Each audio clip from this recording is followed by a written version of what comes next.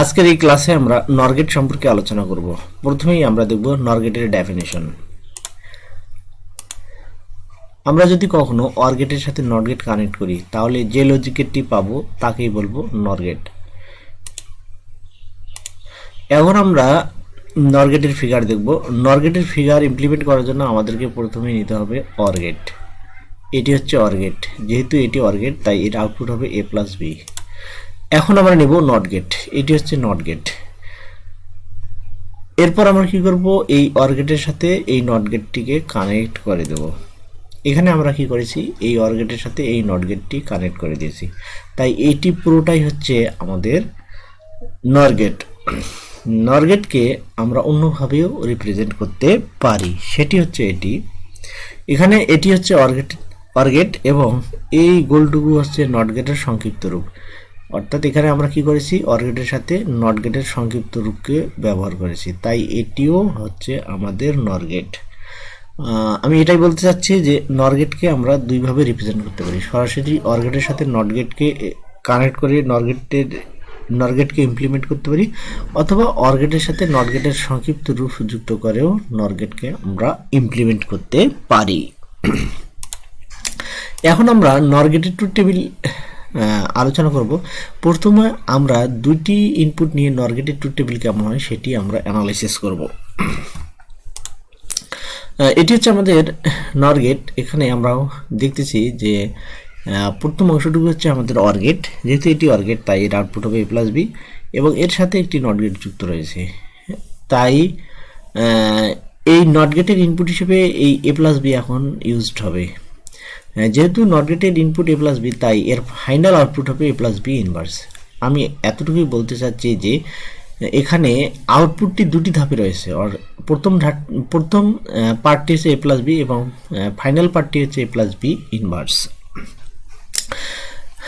এখন আমরা দেখব যে এখানে এ এবং বি হচ্ছে দুটি ডাটা এবং এই দুটি ডাটা এখানে ইনপুট হিসেবে ব্যবহৃত হচ্ছে। এই দুটি ডাটাকে সর্বোচ্চ কতভাবে সাজানো যায় সেই জিনিসটা এখন আমরা বোঝার চেষ্টা করব। এখানে কি করা হয়েছে, দুটি ডাটা এ বি ব্যবহার করা হয়েছে।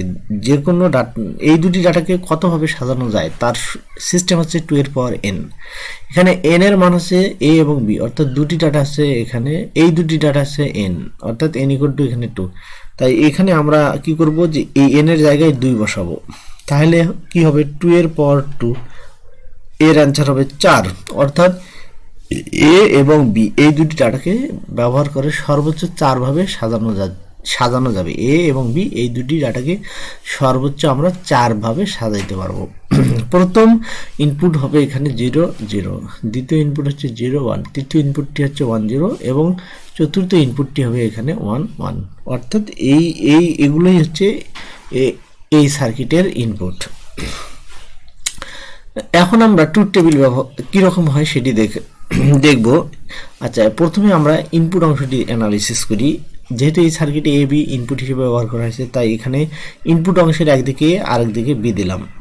এরপর কি করব, আমরা দেখেছি যে এ বি এই দুটি ডাটাকে 4 ভাবে সাজানো যায়।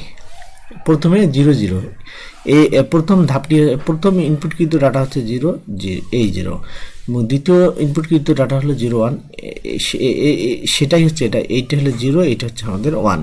তৃতীয় ইনপুটকৃত ডাটা হচ্ছে 1 0, এইদিকে 1 এইদিকে 0 এবং ফাইনাল অর্থাৎ চতুর্থ ইনপুটটি হচ্ছে 1 1, এইদিকে হচ্ছে 1 আর এদিকে হচ্ছে আমরা বি দিব। এভাবে আমরা ইনপুটকৃত দুটি ডাটা এ এবং বি এই দুটি ডাটাকে 4 ভাবে সাজালাম। এরপর আমরা আউটপুট অংশটি অ্যানালাইসিস করব। আউটপুট অংশটিকে যদি আমরা অ্যানালাইসিস করি তাহলে দেখব যে আউটপুট অংশটি মোট দুটি ধাপে বিভক্ত। প্রথম ধাপটি হচ্ছে a প্লাস বি, সেটি হচ্ছে এটি, এবং ফাইনাল অংশটি হচ্ছে a প্লাস বি ইনভার্স এবং দ্বিতীয় আউটপুট অংশটি হচ্ছে a প্লাস বি ইনভার্স। এখন আমরা ইনপুট সাপেক্ষে আউটপুটের কী ধরনের চেঞ্জ হয় সেটা আমরা অ্যানালাইসিস করে দেখব।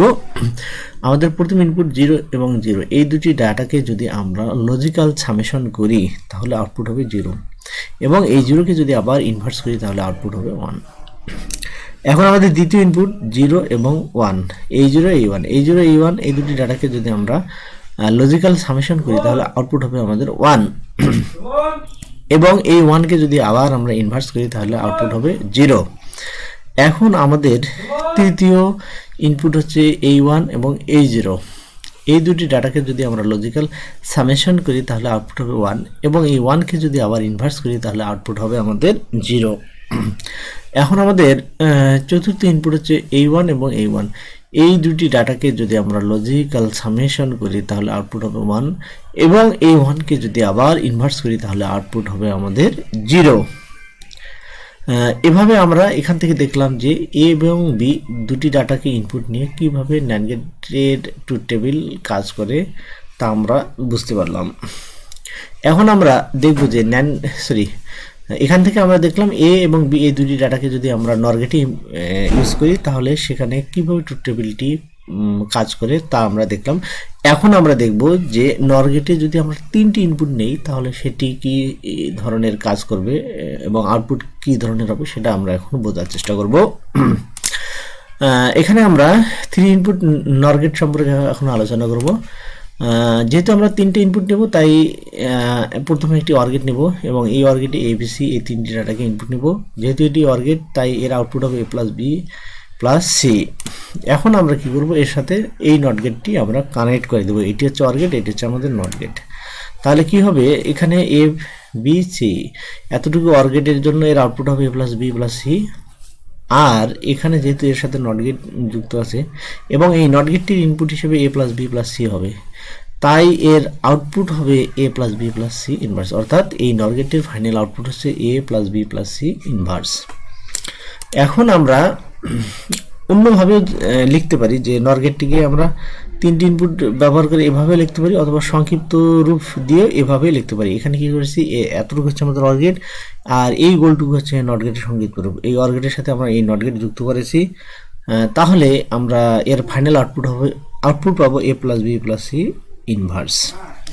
এখন আমরা এর ট্রুথ টেবিল নিয়ে আলোচনা করব। তিনটি ইনপুট নিয়ে আমাদের ট্রুথ টেবিল কীরকম হবে সেটি আমরা এখন দেখব। এটি হচ্ছে আমাদের একটি NOR গেট যেখানে এ বি সি হচ্ছে আমাদের ইনপুট, এর আউটপুট হচ্ছে A plus B plus C. আর এটি হচ্ছে NOT গেট, তাই এর ফাইনাল আউটপুট হচ্ছে A plus B plus C inverse. এখন আমরা দেখব এ বি সি এই তিনটি ডাটাকে কতভাবে সাজানো যায়। আমরা জানি ডাটাগুলোকে কতভাবে সাজানো যায়, অর্থাৎ ইনপুটকৃত ডাটাগুলোকে কতভাবে সাজানো যায়। এর সূত্র হচ্ছে বা সিস্টেম হচ্ছে 2 এর পাওয়ার n। এখানে যেহেতু এ বি সি ইনপুট তাই n এর মান হবে 3।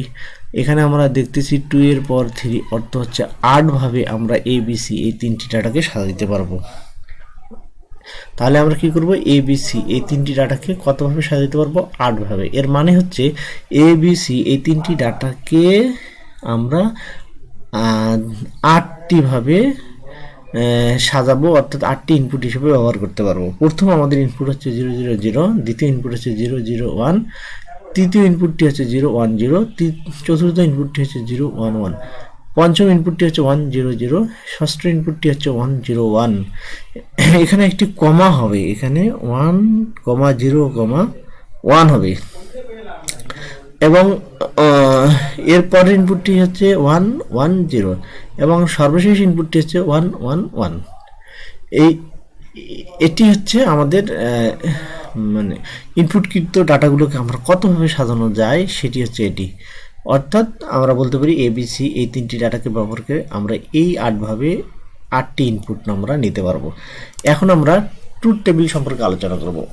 এই ফিগারের দিকে যদি আমরা তাকাই তাহলে আমরা দেখব যে এখানে ইনপুট হচ্ছে এ বি সি এই তিনটি ডাটাকে আমরা 8 ভাবে সাজাইতে পারি। এখানে যে অ্যাসেম্বলিংগুলো আমরা দেখতেছি সেগুলোই আমরা এখানে বসাইছি। প্রথম আমাদের ইনপুট হচ্ছে 0 0 0, এটি হচ্ছে 0 0 0, এরপর হচ্ছে 0 0 1 0 1 0, এরপর হচ্ছে 0 1 1, এরপর হচ্ছে 1 0 0, এরপর হচ্ছে 1 0 1, এরপর হচ্ছে 1 1 1 0, এবং অষ্টম ইনপুটটি হচ্ছে 1 1 1। অর্থাৎ আমরা কি করলাম, এ বি সি এই তিনটি ডাটাকে ইনপুট অংশে আমরা 8 ভাবে সাজালাম। এখন আমরা আউটপুট অংশটিকে দেখবো, আউটপুট অংশটি কিভাবে কাজ করে। এই ফিগারের দিকে যদি আমরা তাকাই তাহলে আমরা দেখি যে আউটপুট অংশটি দুটি ভাগে বিভক্ত। প্রথম ভাগটি হচ্ছে A plus B plus C, এটি হচ্ছে প্রথম আউটপুট, এবং চূড়ান্ত আউটপুট হচ্ছে বা ফাইনাল আউটপুট হচ্ছে A plus B plus C inverse. A plus B plus C inverse, এটি হচ্ছে আমাদের ফাইনাল আউটপুট। তাহলে আউটপুট অংশটি কয় ভাগে বিভক্ত? এটি দুই ভাগে বিভক্ত। প্রথম পার্টটি হচ্ছে A plus B plus C এবং ফাইনাল পার্টটি হচ্ছে A plus B plus C inverse. এখন আমরা কি করব, এই ইনপুটগুলোর সাপেক্ষে আউটপুট কী ধরনের পরিবর্তন হয় সেটি অ্যানালাইসিস করার চেষ্টা করব। এখন আমরা প্রথম ইনপুট নিয়ে আলোচনা করব যে প্রথম ইনপুট হচ্ছে আমাদের 0 0 0। এই তিনটি জিরোকে আমরা যদি লজিক্যাল সামেশন করি তাহলে আমাদের আউটপুট হবে 0, এবং এই জিরোকে যদি আবার ইনভার্স করি তাহলে আউটপুটটি হবে 1। এরপর আমরা কি করব, দ্বিতীয় ইনপুট 0 0 1, এই তিনটি ডাটাকে লজিক্যাল সামেশন করব। এই তিনটি ডাটাকে লজিক্যাল সামেশন করলে আউটপুট হবে আমাদের 1, এবং এই 1কে যদি আবার আমরা ইনভার্স করি তাহলে আমাদের আউটপুট দাঁড়াবে 0। এখন আমাদের তৃতীয় ইনপুট হচ্ছে 0 1 0, এই তিনটি ডাটাকে লজিক্যাল সামেশন করলে আউটপুট হবে 0 1, আউটপুট হবে 1, এবং এই 1কে ইনভার্স করলে আউটপুট হবে আমাদের 0। এখন আমাদের চতুর্থ ইনপুট 0 1 1, এই তিনটি ডাটাকে লজিক্যাল সামেশন করলে আউটপুট হবে 1, এবং এই 1কে ইনভার্স করলে আউটপুট হবে 0। এখন আমাদের পঞ্চম ইনপুট হচ্ছে 1 0 0, এই তিনটি ডাটাকে লজিক্যাল সামেশন করলে আউটপুট হবে 1, এবং এই 1কে যদি আমরা ইনভার্স করি তাহলে আমাদের আউটপুট দাঁড়াবে কত, 0। এই 0 হচ্ছে সেটি। এরপর আমরা পরের ইনপুট হচ্ছে আমাদের 1 0 1, এই তিনটি ডাটাকে লজিক্যাল সামেশন করলে আমাদের আউটপুট হবে 1, এই 1কে ইনভার্স করলে আউটপুট হবে 0। এর পরের ইনপুট হচ্ছে আমাদের 1 1 0, এই তিনটি ডাটাকে লজিক্যাল সামেশন করলে আমাদের আউটপুট হবে 1, এবং এই 1কে ইনভার্স করলে আউটপুট হবে 0। এবং সর্বশেষ অষ্টম ইনপুট হচ্ছে আমাদের 1 1 1, এই তিনটি ইনপুটকৃত ডাটাকে যদি আমরা লজিক্যাল সামেশন করি তাহলে আউটপুট হবে 1, এবং এই 1কে যদি আবার ইনভার্স করি তাহলে আউটপুট দাঁড়াবে 0। তাহলে এই ফিগার থেকে আমরা কি বুঝলাম? এই ফিগার থেকে আমরা বুঝলাম এবিসি তিনটি ডাটা আমরা প্রথমে ইনপুট নিয়েছি, এই এবিসি এই তিনটি ডাটাকে 8 ভাবে সাজাইছি। এরপর কি করেছি, এই ট্রুথ টেবিলের সাহায্যে ইনপুটের সাপেক্ষে আউটপুট কী ধরনের কাজ করে সেটি আমরা দেখেছি। এখন আমরা কি করব, নর গেটকে 4টি ইনপুটের সাহায্যে ইমপ্লিমেন্ট করার চেষ্টা করব। এটি হচ্ছে একটি নর গেটের ফিগার যেখানে এ বি সি ডি এই 4টি ইনপুট ব্যবহার করা হয়েছে। যেহেতু এটি একটি অর গেট, প্রথম অংশটি হচ্ছে অর গেট, তাই এর আউটপুট হবে A plus B plus C plus D.